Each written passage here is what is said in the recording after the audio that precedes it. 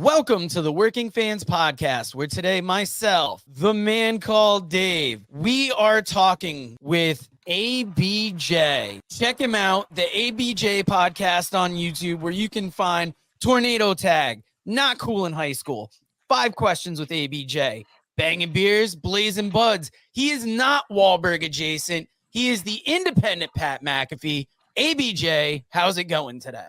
What's going on, cuzzo? No, I'm not going to go that hard. What's going on, everybody? Thank you guys for having me. Your journey kind of mirrored mine and Dave's in a way, because you do the podcast, you do wrestling commentary, but we kind of want to start at the beginning where we start with most interviews. When did you get into wrestling? And did anyone specific in your life get you into wrestling? My buddy Billy. So if you ever watch my stream intros when I'm doing my live streams, not so much the shows, but when I do like the hangouts, I have like a montage of different photos of wrestling and people I've met in my journey over the years. But there's one photo of me as a little kid and my buddy, and we're both being choked out by Jim the Anvil Neidhart. Billy was my gateway drug to pro wrestling. That kid was obsessed and got me into it. And I remember being at his house or his grandmother's house or whatever, because both of our moms worked a lot, so we would get like dumped at like a grandparent's house together or someone else's house babysitting. And I remember I watched a match, and it's funny that it kind of just came to me recently of what match I just seen, but I just remember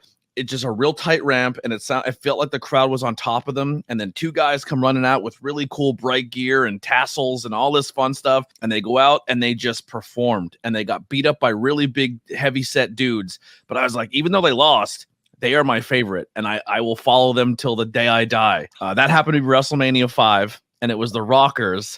And from that moment forward, the Rockers got me into pro wrestling. Now, who were some of your other early favorites? Because the Rockers, so were you always a tag team high flying fan?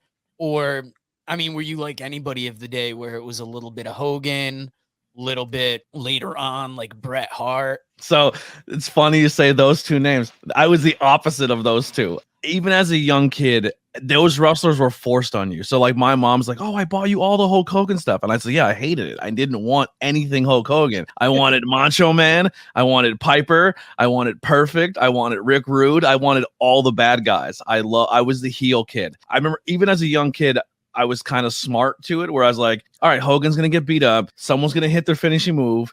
He's going to Hulk up and he wins. And once I seen 5 matches, I figured that formula out, and I was like, I'm bored with him. So a lot of my time watching wrestling, I didn't care about the world title. Like, it meant nothing to me. I liked tag team wrestling. I liked Intercontinental Championship. I liked the characters like $1 Million Man. Like, those stories brought me into wrestling more than anything that was going on with the main title. You said Intercontinental Championship.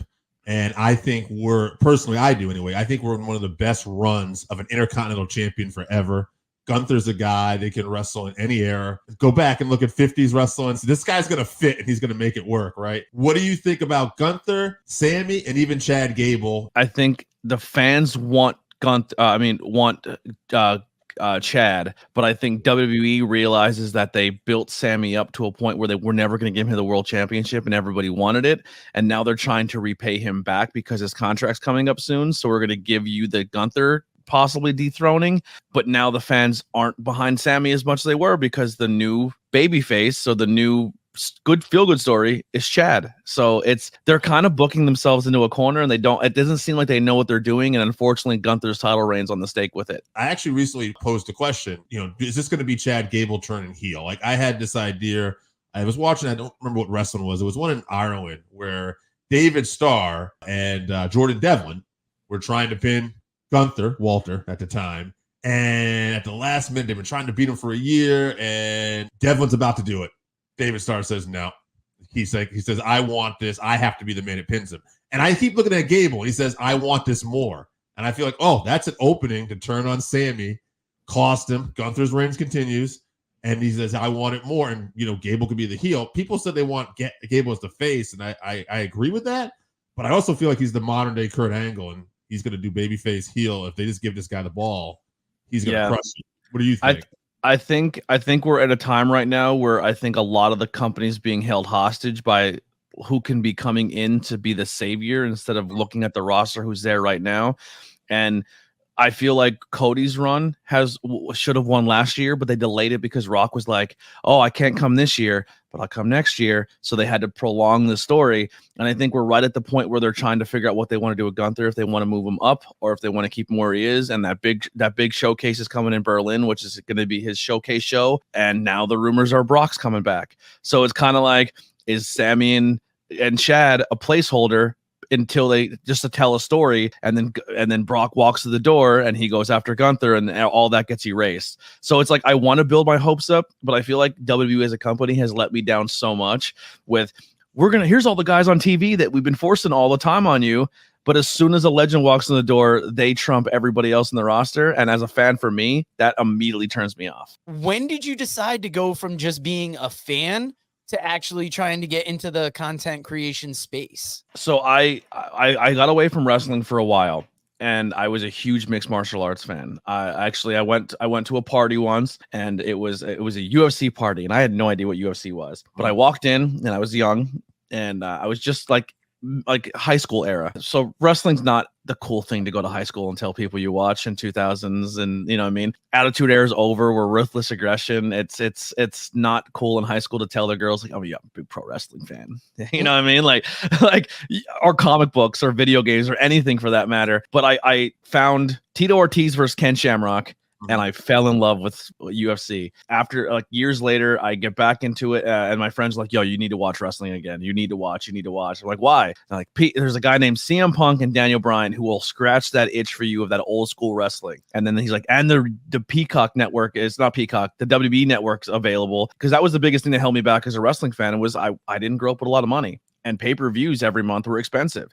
So and we did the tape-tating where someone recorded off their VCR, had a black box, and then we passed the tape around, and that's how you watch pay-per-views. So when they were like, yo, and then it's affordable and you can watch it, and it's not so much a big paywall like it used to be growing up, it kind of intrigued me, and I got back into it. And then everyone's like, yo, you should do podcasting. And I'm always very interested in industries where people are chasing their dreams or telling their stories, or we live in a society now where people are so infatuated with a celebrity and what a celebrity went through, but then judge their neighbor down the street because he might be weird or off. And it's like, well, did you ever sit down and talk to him and find out why he is the way he is or what they went through? It's just, I guarantee it's just as fascinating as what a Kardashian's doing this weekend. So I was kind of like looking at that, and I went back and I was like, I'm going to start a podcast. And I sold all of my nerdy collectibles, all my Funko Pops, all of my cool old wrestling stuff that did survive that I had from when I was a kid. And it got me all of my equipment. And that was inspired me by Kevin Smith. When Kevin Smith made Clerks, he sold all of his comic books to chase his dream. And that's essentially what I did about 5 years ago. Got a whole bunch of really expensive equipment. And I said, if I put enough effort and time into this, I will be able to get back my entire collection and then some. I have not got back that collection, but we're working at it.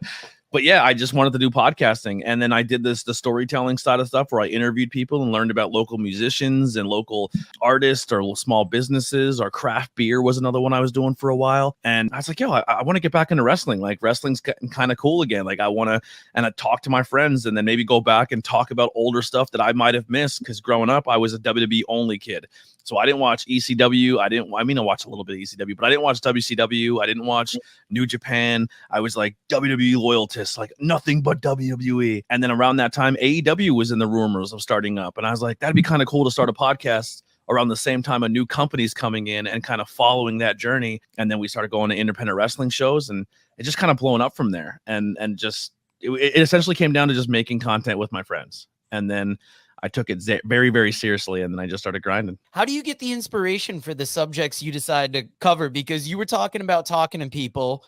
I assume that's the 5 questions with ABJ. So the ABJ podcast is essentially a spinoff of a show I used to do called Interviews with Everyday People. And it was a cool title, but it took too long. And I'm all about my acronyms. So it was IWEP. And I was like, all right, that's fine. But when I rebranded, I had that show. I had the Not Cool in High School, which is like the pop culture. I had I had a paranormal show. I had a beer one, and I had a pro wrestling one. And when I got rid of all of them and I rebranded, I just made it my name, Antony Blackwell Jr., ABJ. It's not always a sexual innuendo, but if you take it as that, if that's how you remember it, go for it. I lean into it, you know. But it was essentially, once again, Kevin Smith's a huge inspiration to me because that dude gets paid to wake up every day and just be himself. It's not very hard to do research or be prepared for a topic if you're passionate about it. So like, I like watching movies. I like video games. I like comic books. I like pro wrestling. I like hearing people's stories.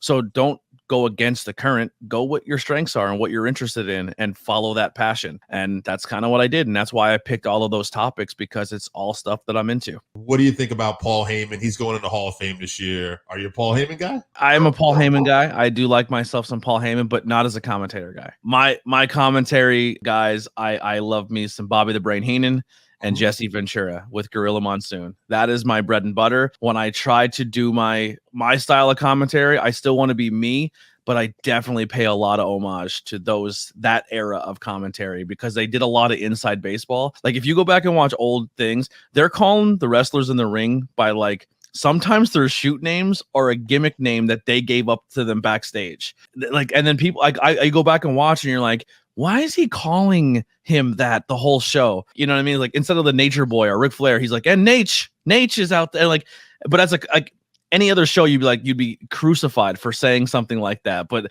it felt more personable to them because that was like calling a match like that, or Bobby the Brain Heenan making fun of Brett's mother. You know what I mean? Like, no, everybody at home was like, why is that even being talked about? But then you do your research and you're like, oh, that's funny that there's connection there. So I definitely lean on that era because I just thought it was pure and fun. And Bobby and Jesse Ventura were such good tweener. They were heels, but they also didn't do a thing where every bad guy was a good guy and every good guy was a bad guy. There's times where they liked the good guy in the ring and hated the heel, and vice versa. So they weren't just dead set. If I'm a heel commentator, every heel on the show is my favorite guy. Like, no, you have to mix it up a little bit and ask and make the audience go, well, why does he like that guy but not that guy? Because the second they do that, now they're interested in you as the commentator and they want to find out, well, what makes that commentator tick and why is this guy cool and this one not? And they pay attention to what you're saying. I noticed going back and watching old school like Jesse Ventura too, is he could be tough on the play-by-play guys. Like you had to kind of be on your game with Jesse. Like Jesse would eat you up if you said something stupid. Whereas, now maybe a color guy might back off or, Jesse was not going to do that. He could definitely. Gorilla didn't take it either. Gorilla would fire it right back. Oh, yeah, Gorilla. A great back and forth that we just talked about was at WrestleMania 5, where they're going, or Gorilla's like, what's the matter, Gorilla? You don't like when people aren't from your country? What do we just tear down the Statue of Liberty? Is that what we're talking about? And Gorilla's like, my entire family are immigrants. Shut up.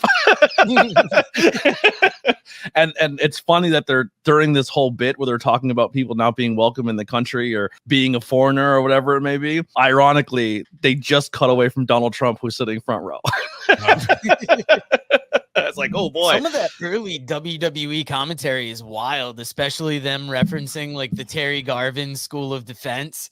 Yeah. Now, when you know about all the controversies years later, you're like, that is a bold move to get that in there. But who else besides Gorilla Monsoon would be able to say something like that?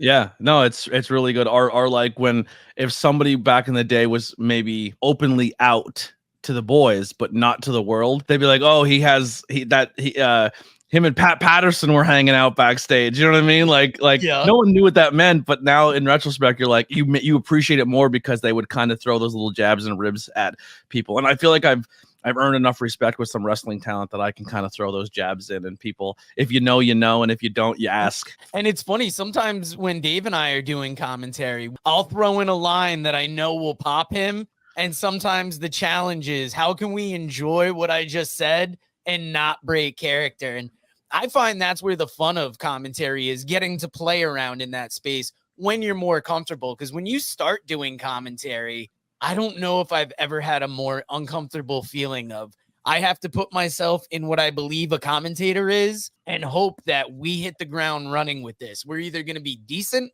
or we're not going to get invited back. And somehow we've been invited back and paid, which the first time that happens, that is unreal in wrestling. You feel like, I've made it, I can retire now.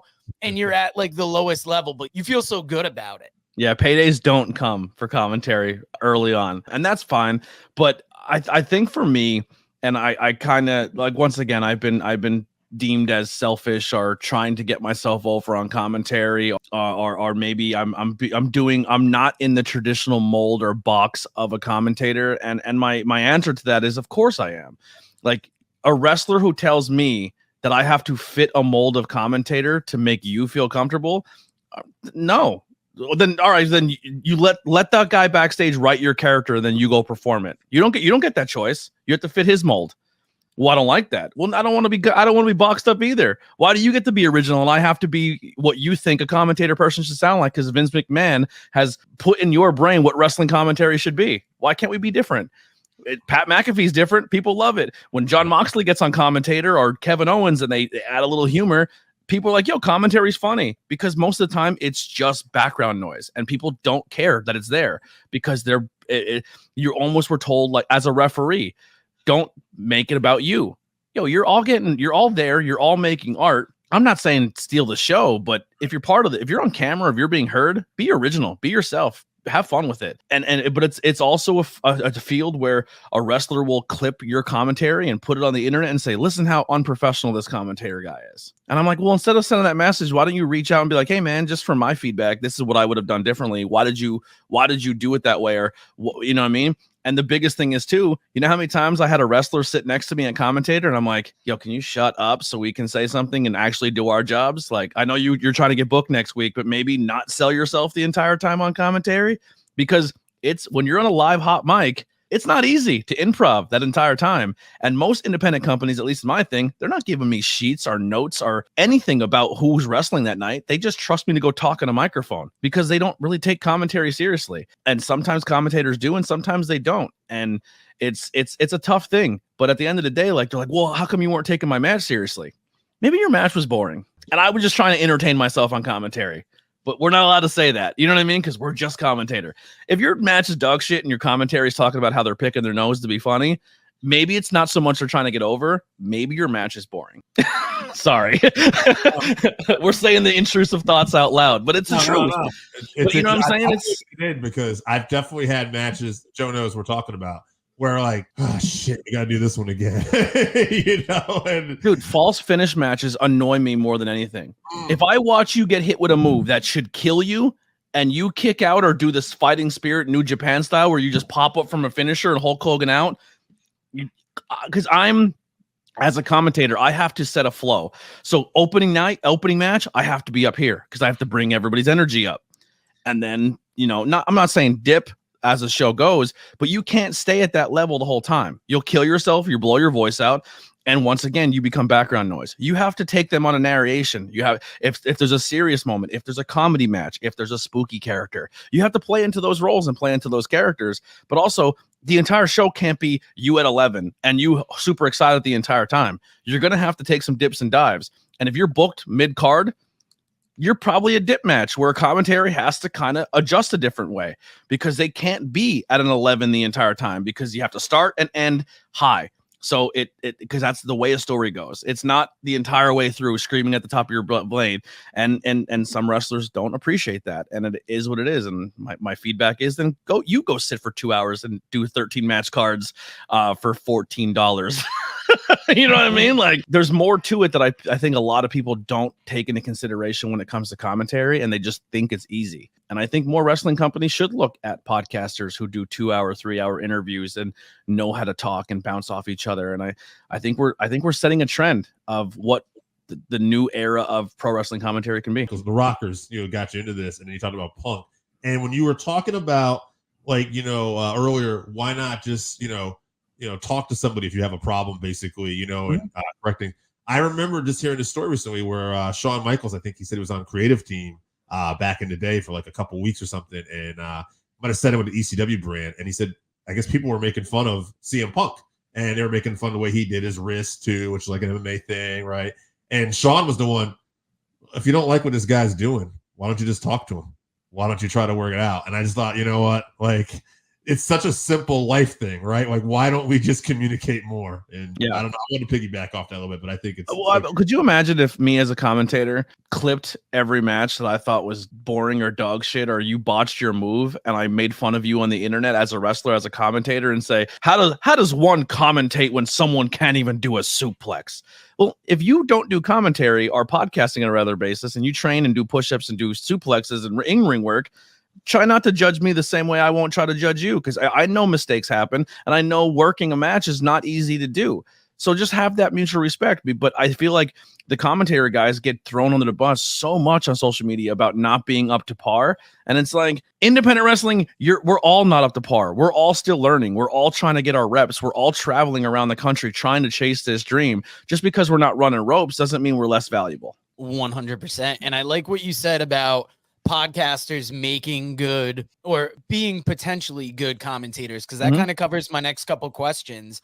And getting back to the podcasting and YouTube channel stuff, tell us about, so you've created the podcast, you get it going. What's the journey been like from the start to where you are now? You know, what have been some of the things you've enjoyed more? What are some pitfalls? Like, if you could put it into a long story short situation. Oh, I will try to keep it as short as possible, man. But it's one of those things where you have a dream, you have a vision, you have a goal, and you work hard at it. And times are amazing where you get to go, and I get to go from a guy who just went to a wrestling show to cover the event and be like, hey, we reviewed the show, to the people hearing that and being, how do I become a guest? Because I never thought I would have guests of wrestlers. Like, I thought that was impossible to do. And wrestlers were like, can I come on and talk? And I did a couple interviews where we did it in kayfabe and character, and I was bored. And it's nothing disrespect to their story, but I'm someone who, like, I want to learn behind the character. Like, and I know that's kind of like, you're not supposed to break kayfabe, but I think most wrestlers get popular when they let that guard down. And I think in today's modern wrestling, I think everyone's pretty well aware of the shtick. You know what I mean? But yeah, going from there till being like the promoters being, hey, do you want to do backstage interviews? Do you want to do commentary? You want to help with production? Like, you know how to set up a microphone. How do we make our stuff look and sound better? Like, and I went and helped a lot of that. And I never thought that would be a thing. And then, like, hosting Q&As with Demolition and hosting a convention where Sting and Matt Cardona and all these cool people are there. And I'm involved in these cool moments that that most average people in this as a fan in pro wrestling will never get. And I get to sit backstage with people and have conversations with people I grew up with, and I get to meet my heroes, and that's all amazing. And I'm very, very thankful for it. But then also, like, if you want this bad, are you willing to not go to your best friend's wedding because you have a wrestling gig this weekend? Are you not, like, a friend passes away, and do you not go to their viewing and their funeral to say goodbye to them because you have a wrestling show? Like, do you chase your dream or do you chase life? And I chose the dream, and that cost me a lot in my personal life. Friendships, it cost me relationships. I'm now divorced. You know what I mean? Like, in a 16-year relationship, because I was gone every weekend, and I would drive from Pennsylvania to New Jersey, from Pennsylvania to Atlantic City, from Pennsylvania to New York. I destroyed a car. It was hard to keep jobs because I'm trying to chase this dream, and I don't want to be a 9-to-5 factory guy. So it really comes down to, like, you got to find that balance where I got into it early, where I invested a lot of money in equipment and cameras and all this stuff. And it's just like, well, this is no longer a hobby. This is no longer just fun. I'm going for it. And if I'm going for it, I'm going to go all the way. And sometimes people can navigate and I'm just having fun with my buddies. And sometimes you're going for broke, you know. It's hard to navigate, but the best thing I would say is, like, just cherish it, man, because you're gonna have, if you put the work in, it's easy to look at all your negatives and all your downfalls, and they're the ones that shine and glare. But you have to sit back and reflect and be like, man, I did things that a lot of people would never do. And I'm very grateful for that. And it's all because of the power of podcasting and just communicating and meeting new people. I'm so glad you said factory and not warehouse, because that would have hit a little too both. close. I've done factory and warehouse. Yeah, I've done both. I've actually probably done more warehouse than factory, to be honest with you. I know, and it's one of those things that, like, just as the podcast grows, like, when you see the growth, like, Dave doesn't feel this as much, I don't think, but do you ever have imposter syndrome where you're like, all the time? You're like, should I be here? Like, somebody's going to come along and be like, you don't belong there. But then there's also somebody else that's going to come right after them and be like, no, that guy knows how to set up a mic. He knows how to mix. Like, we could get him to host the show if we need. And you're like, I don't know if I could host the show, but I'll try. I've had a fake it till you make it attitude to get it when I came with anything in life. Like, the worst you could do is mess up, right? And if you mess up, at least you had the rep. You're like, I did it. I tried. I failed, but at least I did it. And I've always had that mentality. But it went from like, for like my buddy Alex, who runs High Tension Wrestling, he was like, yo, you should be a commentator. And I was like, no chance. No way. And he was like, you should do it. You should do it. And it's like, he's like my brother, in a sense of like, sometimes your closest people, you don't take their advice. And then some outside person's like, you should do commentary. And I go, you think so? Like, and then Alex is like, you son of a bitch. I've been telling you for 4 years.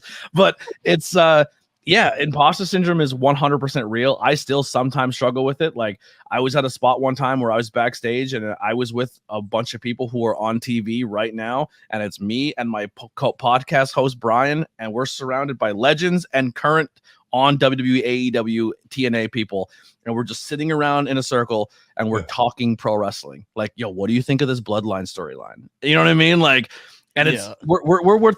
And one of the guys in the room is a world champ somewhere. Like, I don't think currently, but he was. And I'm just like, and I kind of look at my buddy Brian, and he looks at me. He's like, "What are we doing here right now?" But we were accepted, and we were just as part of the conversation than anyone else in that room. And you kind of step back and you're like, what is happening right now? Like, imposter syndrome is definitely a thing, but when but the thing is if you come in and you think you're doing a good job, people can always take your spot, right?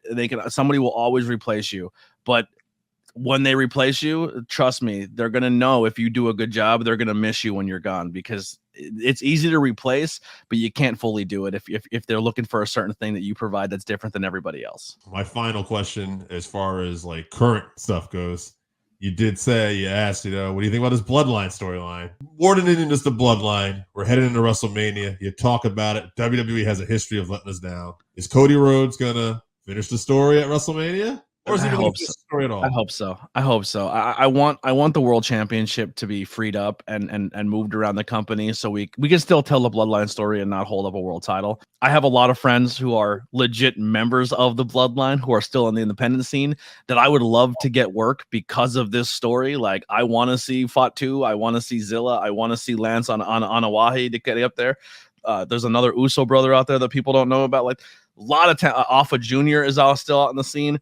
If people can get more work because of this, I want it. I want that for them. But I think it's time for Cody to take the title and be that baby face we need for a little bit. And we can still tell the Bloodline story without the world title being held up. I think Roman has been doing a fantastic job with it. I still think it should have ended last year, but it is what it is. Cody too, like, that is such a great story too. Like, I know it's been kind of joked around about, the finishing the story thing now, but like, really, the guy, we talk about betting ourselves, right? This guy's the ultimate. Like, he's a great inspiration. He left despite his father being Dusty because he didn't like where he was in the biggest company in the world. He left it, betted on himself, started the number 2, like, the alternative brand, got to the point where he was like, kind of like, okay, floundering here. I'm going back. They accept him. To the point they even let him keep his music. How often did that happen? Mm-hmm. And now here we are headlining WrestleMania where, like you said, I agree that Roman should have probably lost it last year. But here we are, even in a bigger setting. Let's not blow it again. Let's finish this. And we can still do Roman and Rock next year or something. And actually, honestly, now that The Rock's on the board, he ain't going anywhere anytime soon. Yeah. But I think what the biggest thing for Cody is that kind of bothers me with this story with The Rock is I feel like The Rock's kind of inserting himself a little too much. Today's 2024 Rock does not hit the same for me as Attitude Era Rock, and I think he's trying to recreate that, and I think in today's time it's just not landing for me. Like, I telling the crowd they have herpes is just hilarious. That's so cool. You know what I mean? Like, it just doesn't do it for me. But because I see today's people on the microphone, and I think it's a testament to today's wrestlers. And I think what happens is WWE kind of conditioned us is, who cares? You see them every week. If a legend walks through the door, you're diminished as a talent because they're legends and you're not. And I kind of look at it and I go, dude, The Rock just tried to go mic for mic with Seth Rollins and Cody Rhodes and lost. In my opinion, he lost. I think they're better on the mic than The Rock. And that's crazy to say because he's, in our brains, the greatest of all time on the microphone. But we have MJFs in the world. We have Codys. We have Punks. We have Seth Rollins, who you give a microphone and they're very good. And they can wrestle probably better than The Rock has ever wrestled his entire career. And I think today's generation of wrestlers are just that good. And I think they need to start changing that narrative where if a legend comes in, you got to start putting over the younger guy a little quicker. Like a Goldberg shouldn't come in and take your world title off somebody like just like that because they can. And I hope we start getting into an era of wrestling for that. But Cody is your next John Cena. He's your next Hogan. He's your next babyface. He's your next golden guy. But to put him in with The Rock right away, you just split his audience in half. So from now forever, you've divided your audience on your next big babyface. It took an audience a while to turn on Hogan because we got sick of seeing Hogan win all the time. It took us a while to hate on John Cena because John Cena won all the time. And it wasn't cool to like John Cena anymore. You started Cody off before he even got a world title with a split audience. And I don't think that was a good move. It's going to be interesting to see because we're recording this late March. This is going to be coming out April 20th. So yeah, we'll already know what happens at Mania. Yeah. Yeah, it's going to be wild to see, how things have played out versus how we're expecting it to play out. What's some of the best advice you've received over the time of doing, and give us like a piece of advice for content creation and then a piece of advice you've received in the wrestling business? Okay, so the first one I'll say that I knew I was doing something correct is when you go out and people are like, oh man, like we never met, but they come up to you and like, yo, I love everything you're doing. I had a wrestler, his name's Jimmy Conway. He's part of a tag team called South Philly's Finest. And he's a straight shooter. He'll tell you straight to your face if you're good, if you're bad, what you're doing wrong, the one time on commentary, I said, oh, he's because I was still new. And I said, oh, he's getting ready for that apron spot. And I called it a spot on commentary. And he was like, yo, don't do that. That's too inside baseball. You know what I mean? Like, he goes, I like the fact that you do inside baseball, but don't go too, you can't use terminology on comment. And I was like, you're 100% right. So I appreciated him for that. But he also said, he's like, you go on your social media brand and your brand is there. Like when I go to ESPN or I go to NFL, I want to see NFL. When I go to your brand or your page, I should be able to you interview people and that's all you see, and everything that's about your brand is good, and you put that out there for that. And he goes, not a lot of podcasters go on a thing and value their guest time by making clips and promoting it and putting it out there for people to see. So you're doing a good job. And then from like a business standpoint, I got to sit with Mike Bennett and Maria Kanellis Bennett for hours at a convention one time, and I kind of sat with them, and they're like, and Mike was straight up honest. Like, if you need someone to follow on social media, if you're having a bad day or just need to get motivated, Mike Bennett is the GOAT. Like, this guy went from, his hard times with drug addiction and struggling with a lot of stuff. Maria went through a bunch of stuff that, she's kind of hinting at now on social media, now that there's, people speaking out about their time at WWE. I'm not insinuating anything. I'm not saying I know anything, but she's kind of saying like, yeah, it wasn't good for females there. And to almost be a joke, and like you're in a character where you have to cheat on your husband on screen, and like that kind of stuff goes down. And then when you leave the company, they diminish you so much as a person that the outside world sees you for your character and not who you are as a human being. Like, that affects people. And they kind of like said, just bet on yourself. Like, you shouldn't be coming to these shows and working for free and doing nothing for yourself. Like, did you get content today? And I was like, no, I just helped with the meet and greet, and I did this and this, and now I'm getting ready for commentary. And they're like, yeah, you should have a camera here. You should be recording stuff. You should be talking to us on camera. You should be doing all of that. Like, stop being so nice and putting everybody before you and your brand, and work for it, because no one's going to give it to you unless you go for it. And that's what they kind of told me. And now look, like, dude's on AEW and he's killing it. Like, I will always be a Mike and Maria fan. They were just really, really helpful in a conversation where I was just a stranger to them at one point, and we were just kind of hanging out, and I was their handler at a meet and greet, and they gave me some of the best advice of all time. Can you drop one content creator advice and then one wrestling business advice on the people? Be careful what you say on your channels about pro wrestlers, because if you hate a wrestler, or you say you hate a wrestler, or you talk about a wrestler, there's a probably 80% chance that your favorite wrestler is their best friend, or they know them, or they've worked with them, or they've shared a couch together, or they were in a car ride together. It's a very high likely probability. And wrestlers talk. And if you go and conduct yourself a certain way as a content creator, it's seen. Even if you don't think it's being seen, it's being seen. Wrestlers search it out and see their names and see the hashtags and see when they're tagged or see when they're talking about things. And if you want to get to the next level, I'm not saying kiss everyone's ass or say everyone's amazing, because if a wrestler doesn't respond to you as a character, that's not a problem. But to say they suck in the ring, or they say they're ugly, or they're so hot you would do this to them, all that stuff is so unneeded, and it's heard and it's seen, and it probably is a huge reason why you're not getting invited on the other side of the guardrail. So as a content creator standpoint, that would be my advice to give. On a personal life standpoint, prioritize your time. If you're a husband, if you have kids, if you have a wife, if you have a job, if you have best friends, if you have family, content's cool, chase your dreams, but also prioritize your friends and your family as well. Because I'm at a point now where a lot of friends don't text me or call me because they're like, yo, we figured you're busy this weekend.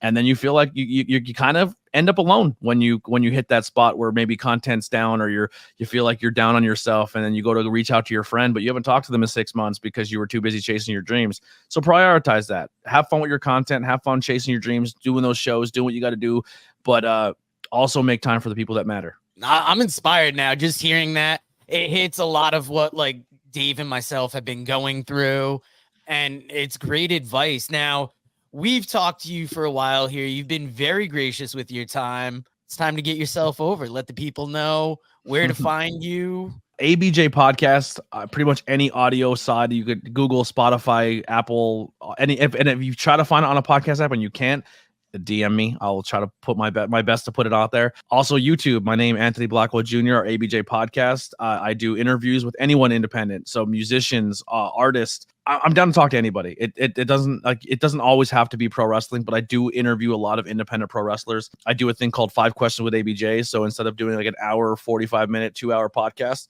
I meet somebody to show. Everyone gets the same 5 questions. And at the very end, you get a question catered to you. So if you watch 5 questions, wait till after the credits, like a little, almost like a post-Marvel credit scene. But they're like 5 to 8 minutes long, and you can knock a bunch of those out at a show, and you get those street interview style things where it's spontaneous and on the fly, and everyone gets the same 5 questions. So it kind of makes it super simple as a content creator. We do Tornado Tag Podcast, where we talk about a lot of history stuff, where it be like the history of Sputnik Monroe or Dusty Rhodes or Ole Anderson, or we do old school reviews. Like we did a few WrestleMania reviews before on the lead up to WrestleMania, and we start every show with a little segment of like what's going on in today's wrestling. Is there a big storyline that we're into? So we mix today's wrestling in, but then we give you like a little bit of a history talk of something that you may not have known about that you can go back and research. Not Cool in High School, video games, pop culture, horror movies, reviews, where we just have a friend on and we talk anything pop culture or a movie and we discuss it and review it. That's still kind of new. I'm kind of working that out. And then, yeah, just a whole bunch of content coming. I'm trying my best. And then also Mondays, Wednesdays, and Fridays, I try to go live every night for Raw, SmackDown, and AEW. It's an open platform. I send my StreamYard link out to anyone who wants to join, as long as you have a camera, because you're not coming on and saying anything crazy without your face on the internet and getting me canceled. But yeah, it's open platform to anyone. Come on and plug their stuff, whether you're a content creator, a wrestler, or anything. Just come hang out and let's watch Raw, SmackDown, and